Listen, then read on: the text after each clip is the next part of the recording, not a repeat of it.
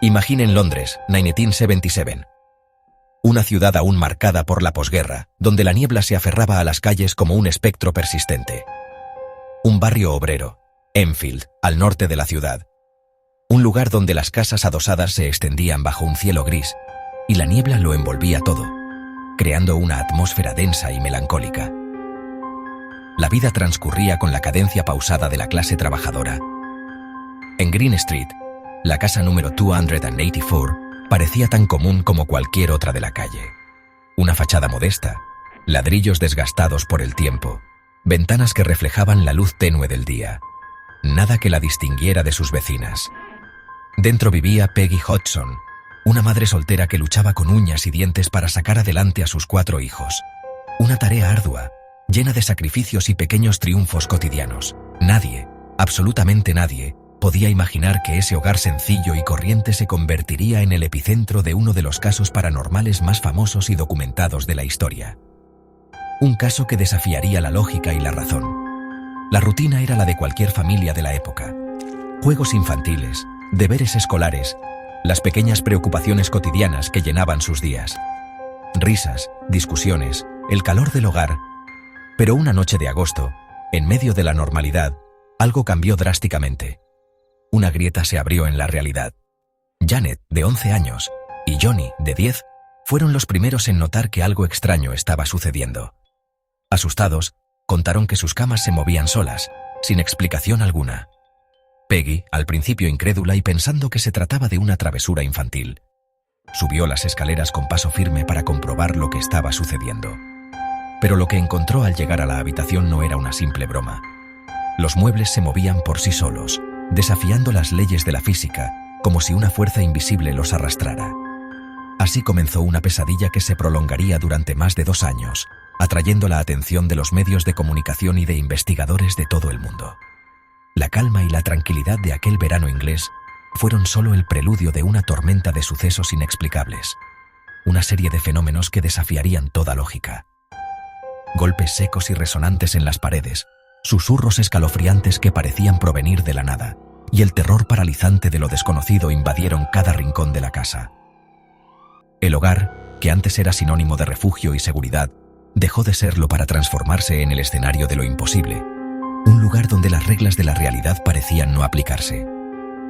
La historia de Enfield no se escribe con tinta sobre papel, sino con miedo grabado en la memoria colectiva y con el misterio que aún hoy rodea los sucesos de Green Street.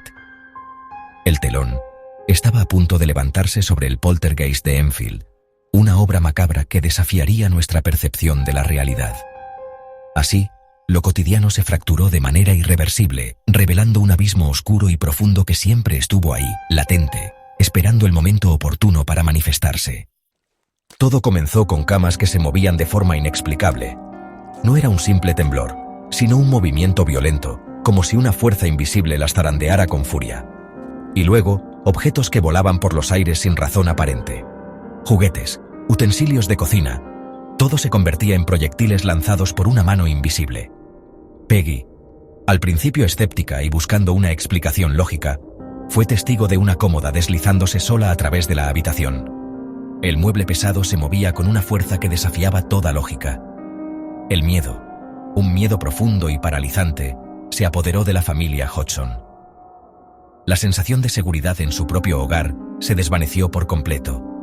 Golpes secos y repentinos resonaban en las paredes, juguetes lanzados por el aire como si fueran controlados por hilos invisibles, canicas flotando en el aire, desafiando la gravedad. El hogar, que antes era un refugio, se volvió un campo de batalla contra una presencia invisible y hostil.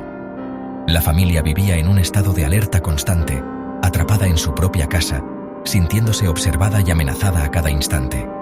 Peggy intentó razonar con lo irracional, buscando una explicación lógica a lo que estaba sucediendo, pero los fenómenos solo aumentaban en intensidad y frecuencia, burlándose de sus intentos de encontrar sentido. Desesperada por encontrar una solución o al menos un respiro, sacó a sus hijos de la casa y buscó ayuda en sus vecinos más cercanos, los Nottingham. Vic Nottingham, inicialmente escéptico ante las historias de Peggy, entró en la casa para investigar por sí mismo y escuchó los mismos golpes inexplicables.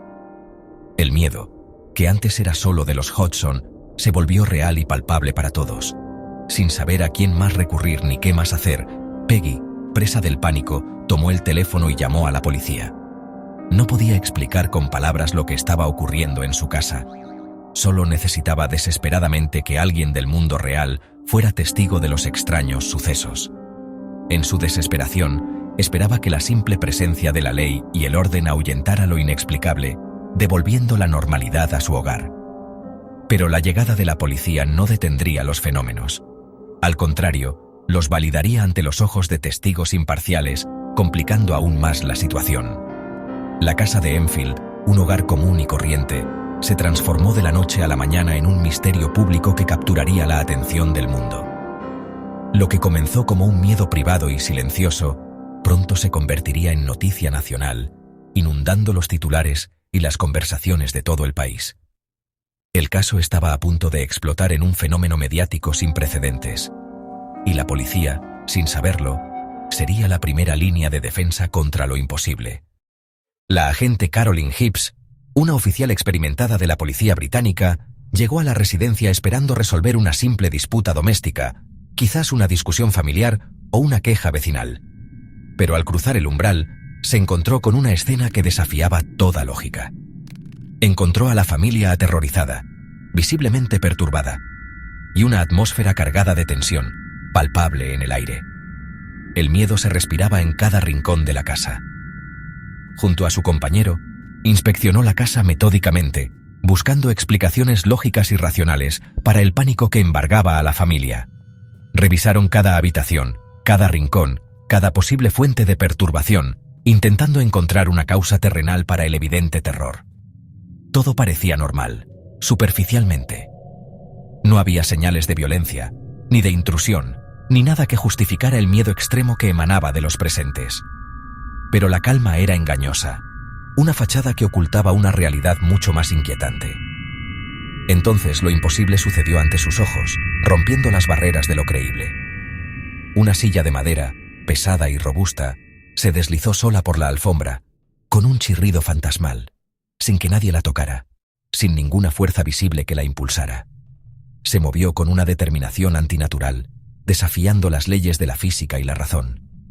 Hibbs quedó paralizada, atónita ante lo que presenciaba. Su escepticismo, su entrenamiento policial, su visión del mundo racional y ordenado, todo se hizo trizas frente a la evidencia irrefutable de lo inexplicable. Más tarde, en su declaración oficial, un documento que quedaría para la posteridad, describió el suceso con precisión clínica, intentando mantener la compostura y la objetividad. Vi una silla deslizarse por el suelo, escribió con firmeza. La vi moverse, sin intervención humana aparente. No había duda ni ambigüedad en sus palabras. El testimonio de la policía, un miembro respetado de la ley, fue un punto de inflexión crucial en la investigación. Ya no era solo la palabra de una familia asustada, vulnerable y posiblemente influenciable. Ahora la ley, representada por la agente Hibbs, había sido testigo directo de un fenómeno inexplicable, un evento que desafiaba toda explicación lógica.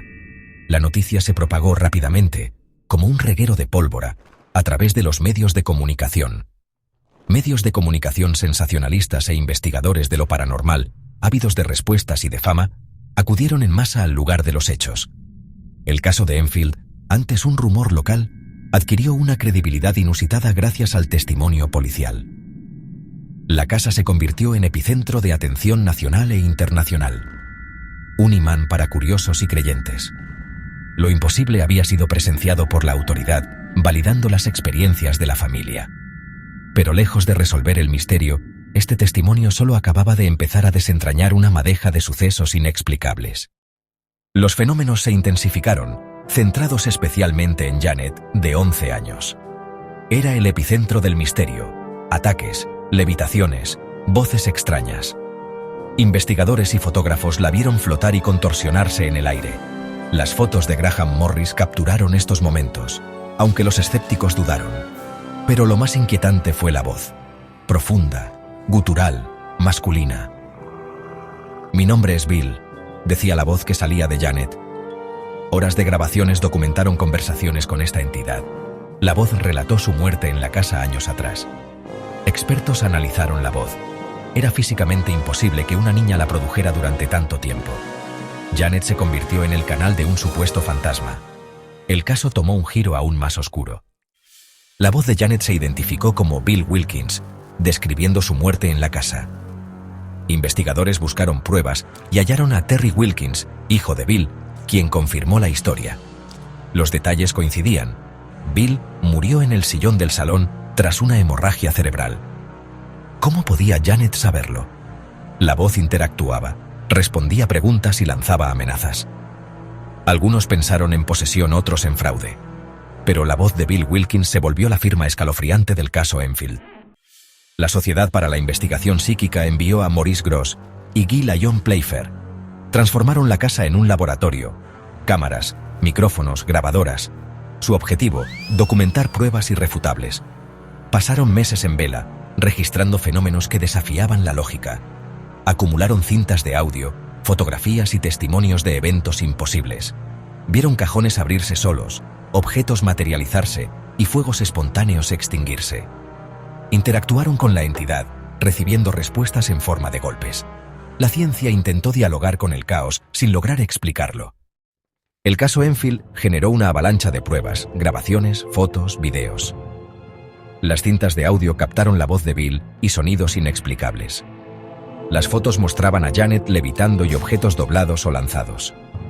Testigos insistieron en que lo que vieron era imposible de fingir. Videos de la BBC captaron ruidos y voces en tiempo real. Una cámara grabó una puerta abriéndose sola. Los análisis no hallaron manipulación. Cada prueba individual puede ser cuestionada, pero el conjunto desafía la razón. El misterio persiste sin respuesta definitiva. El caso dividió a creyentes y escépticos. Unos veían pruebas abrumadoras de lo paranormal. Otros, un elaborado engaño infantil. Janet admitió haber fingido algunos fenómenos, pero solo cuando la entidad no se manifestaba. Psicólogos sugirieron histeria colectiva o refuerzo mediático. Sin embargo, testigos externos, como la policía, vieron sucesos imposibles de explicar. Playfair concluyó que solo un pequeño porcentaje fue fingido, la mayoría, genuino. El caso es un laberinto de verdad y engaño. La controversia sigue viva. Los fenómenos cesaron gradualmente en 1979, dejando a la familia marcada para siempre. Janet cargó con el estigma y la duda durante toda su vida. La casa volvió a la normalidad, aunque su historia la hizo infame. Hoy sigue en pie, visitada por curiosos y entusiastas del misterio. Algunas familias reportan sensaciones extrañas, pero nada como lo vivido por los Hodgson. El caso de Enfield sigue sin respuesta definitiva. Fraude o prueba de lo inexplicable. Es un espejo de nuestras creencias. El legado de Enfield es el misterio mismo. El expediente para muchos sigue abierto.